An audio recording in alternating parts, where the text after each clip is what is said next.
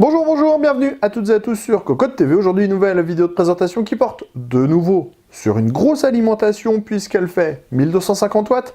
Elle provient de chez Deepcool, intègre la gamme Quanta et se nomme DQ 1250. On a face à nous une alimentation qui propose le 80 Plus Gold, 1250 watts de puissance, un ventilateur 240 mm semi-fanless et un grand nombre de prises PCI Express une fois de plus. On se donne rendez-vous tout de suite pour découvrir le bundle.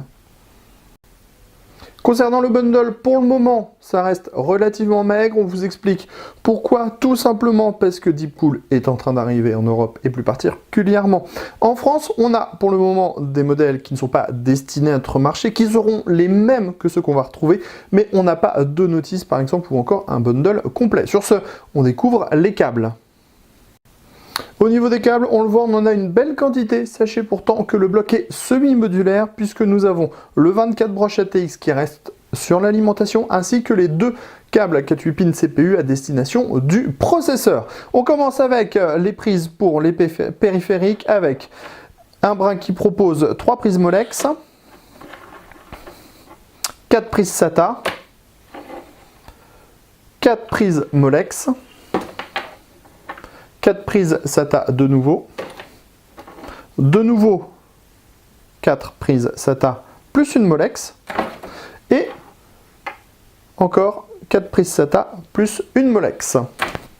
Ensuite, nous avons, ça c'est toujours sympa, au niveau des accessoires, on a 2 rallonges 8 pins CPU, ça peut toujours servir pour gagner 5 petits centimètres type dans des très grands boîtiers, comme le dernier que nous avons testé, le Antec par exemple, 19 Android, qui avait besoin d'un petit peu plus de centimètres que les autres. Ensuite, on a les câbles PCI Express, donc en bout rouge sur l'alimentation, et on a un brin avec une prise 4-8 pins, une prise 6-8 pins, PCI Express, un autre brin avec 2 prises 6-8 pins, un brin avec une prise, un brin avec 2 prises et 2 autres brins avec une prise, ce qui laissera libre cours à vos achats de cartes graphiques ainsi qu'aux configurations multi-GPU, SLI ou Crossfire. Maintenant, le bloc.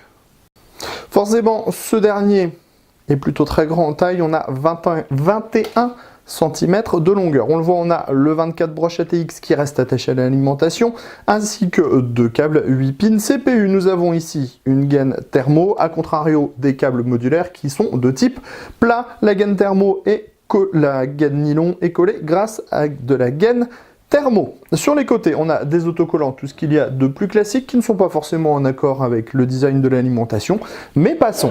À l'arrière, on trouve une grille type nid d'abeille, un interrupteur et le ACIN. De l'autre côté, nous avons les caractéristiques techniques, nous allons y revenir tout de suite. Sur le dessus, on a une grille dorée, un ventilateur 240 mm, qui propose un mode de fonctionnement semi-passif, c'est-à-dire que au-delà d'une certaine charge, on est tout simplement à 0 dB, et on vous le confirme, ça marche plutôt très bien. Enfin, à l'avant, on a les connecteurs pour les câbles modulaires de l'alimentation, avec ici les parties PCI Express et ici la partie pour les périphériques. Au niveau des caractéristiques techniques, on y arrive. Deepcool nous propose un 3V3 de 25 A, un 5V de 25 A, et enfin nous avons 2 rails 12V, le premier de 45 A, le second de 65 A. Au niveau du prix, on ne peut pas encore vous le confirmer, on vous donnera tout ça dans l'article complet. Au niveau de la garantie, tout pareil, vous aurez les infos dans l'article complet. Sur ce, on vous dit à très bientôt sur Cocotte TV pour toutes nos vidéos de présentation et sur cocotteland.com pour les articles qui sont attachés à ces vidéos. Sur ce, on vous dit à très bientôt.